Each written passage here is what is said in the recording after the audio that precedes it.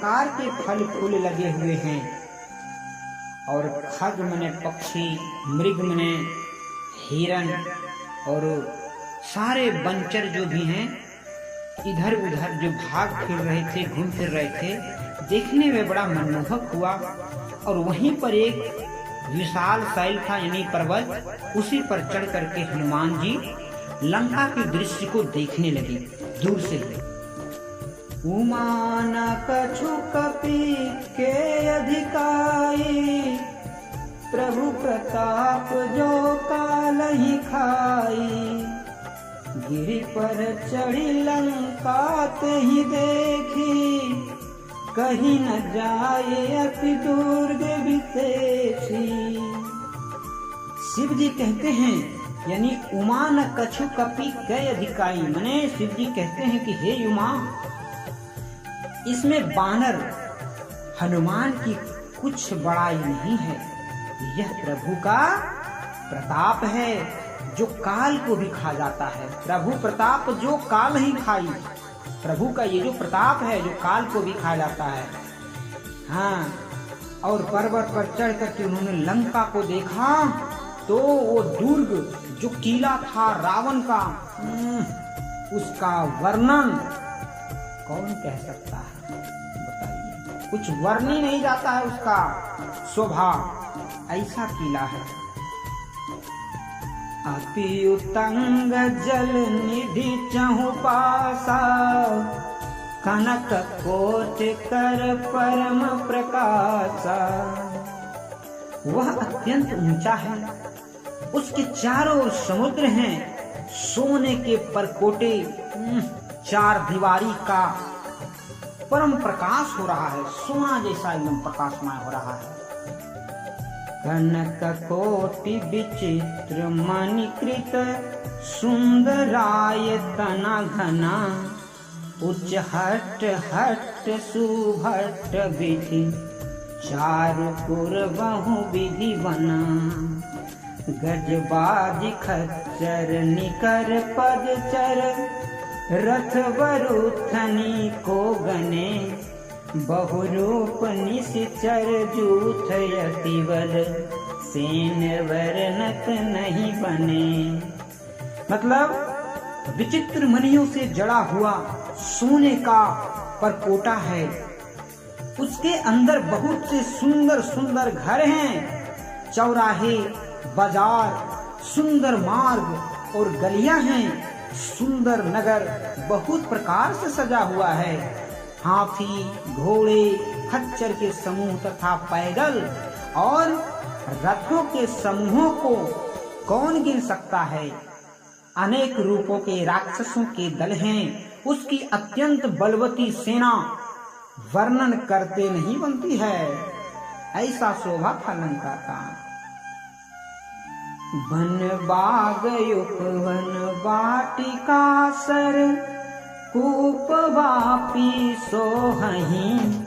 नर नाग सुर गंधर्व कन्या, रूप मुनि मन मोहहीं। कहूँ माल देह विशाल शैल, समान यतिवल गरजहीं। नाना यखारन वीरहीं, बहुविधि एक ये कन तरजहीं। वन, बाग, उपवन, फुलवारी, तालाब, कुएं और बावलियां सुशोभित हैं। मनुष्य, नाग, देवताओं और गंधर्वों की कन्याएं अपने सौंदर्य से मनियों के भी मन को मोह लेती है, ऐसी सुंदरता है वहाँ का। कहीं पर्वत के समान विशाल शरीर वाले बड़े ही बलवान मल्ल यानी पहलवान गरज रहे हैं। वे अनेकों अखाड़ों में बहुत प्रकार से भिड़ते और एक दूसरे को ललकारते हैं। ऐसा वर्णन जो है हनुमान जी पर्वत पर से ही देख रहे हैं, ऐसा वर्णन। करी जतन भट को तिन्ह विकट, तन नगर चहु दिसि रचहीं। कहूँ मनिष मानुष धेनु खरज खल निशाचर वचहि एहि लागी तुलसीदास इनकी कथा कछु एक है कही रघुवीर सर तीरथ शरीर नहीं त्यागी गति पैहि सही। मतलब भयंकर शरीर वाले करोड़ों योद्धा यत्न करके बड़ी सावधानी से नगर की चारों दिशाओं में रखवाली करते हैं। कहीं दुष्ट राक्षस भैंसों, मनुष्यों, गायों, गधों और बकरों को खा रहे हैं। तुलसीदास ने इनकी कथा इसलिए कुछ थोड़ी सी कही है कि ये निश्चय ही श्री रामचंद्र जी के बाण रूपी तीर्थ में शरीरों को त्याग कर परम गति पावेंगे। सोचिए, यह अधर्मी भैंसा, बकरियों, गधों, खच्चरों, गायों को, मनुष्यों को खाने वाले राक्षस, समझ रहे हैं, अगर खाए तो वो पापी ही तो कहलाते हैं, परंतु ये सब भगवान श्री राम के बाण से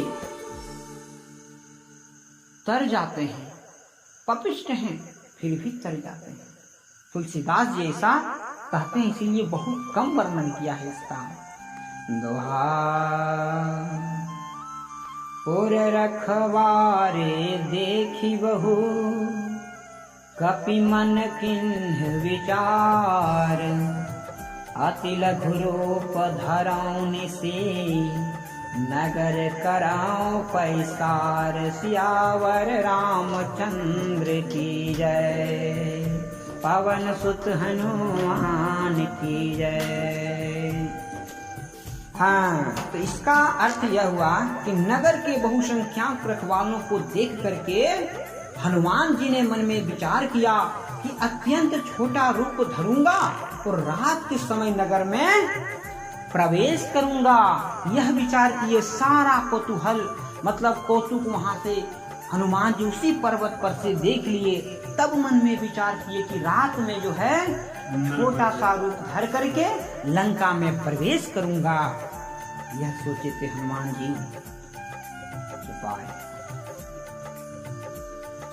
मसक समान रूप कपि धरी लंक ही चले सुमरि नर हई नाम लंकिनी एक निशिचरी सो कह चले सिमोहि निंदरी।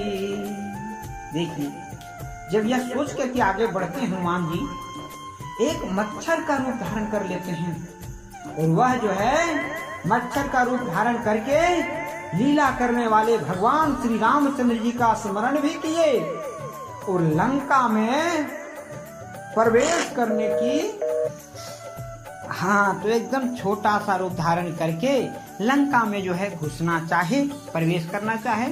तब तक लंकिनी का नजर पड़ गई और लंकिनी कहने लगी, अरे दुष्ट, तुम मेरे आंखों में धूल झोंक करके कहाँ जा रहा है? बिना पूछे तू कहाँ चला जा रहा है? तब देखिए कहते हैं, जाने ही नहीं मरम सठ मोरा मोर आहार जहाँ लगी चोरा मुठी का एक महाकपिहानी रुधिर बमत धरनी धन मानी। देखिए, कहते रे मूर्ख, तू मेरा भेद नहीं जानता। मैं तेरे जितने भी चोर आए हैं मैं सबको अपना आहार बना लिया। इतना जब सुने हनुमान जी तो तुरंत जो है सो अपना शरीर विस्तार करके एक मुष्टिका उनको प्रहार किए, लंकिनी को। जब एक मुष्टिका प्रहार किए तो तुरंत बल से रुधिर बह गए उनके मुंह से, लुढ़क गई वह पृथ्वी पर। पुनि संहारी उठी सोलंका जोरी पानी कर विनय सशंका जब रावण ही ब्रह्मवर दिन्हा, चलत विरंच कहा मोहि चिन्हा। देखिए, जब उसको एक मुष्टिका लग जाती है और पृथ्वी पर लुढ़क जाती है, फिर अपना शरीर को संभालते हुए किसी तरह उठती है, और वही लंकिनी जो है हाथ जोड़ करके विनती करने लगती है और कहती है, रावण को जब ब्रह्मा जी ने वर दिया था, तब चलते समय उन्होंने मुझे राक्षसों के विनाश की यह पहचान बता दी थी। देखिए, ब्रह्मा जी जो है उनको यह पहचान बता दिए थे। क्या पहचान बताए थे? देखिए, विकल हो सीते कपि के मारे, तब जाने सुनि सिचर संघारे, तात मोर यति पुण्य बहुता, देखऊं नयन राम कर दूता।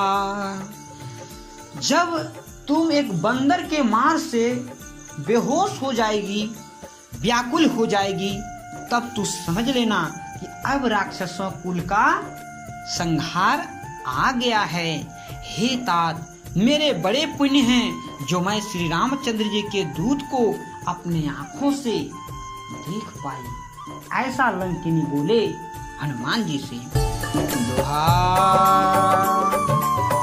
तात स्वर्ग अपवर्ग सुख, धैर्य तुलाए कयंग, तुलनताहि सकल मिली जो, सुख लब सतसंग, सिया श्री रामचंद्र शंकर जी भजो। एक घड़ी यादो घड़ी यादों में पुण्याद, तुलसी संगत साधिके कटहि क्रोध अपराध। आज कथा इतना ही भयो, सुनहु वीर हनुमान, जो जन जहाँ से आई के जाए करहु विश्राम। सियावर रामचंद्र की जय, पवन सुत हनुमान की जय, उमापति महादेव की जय।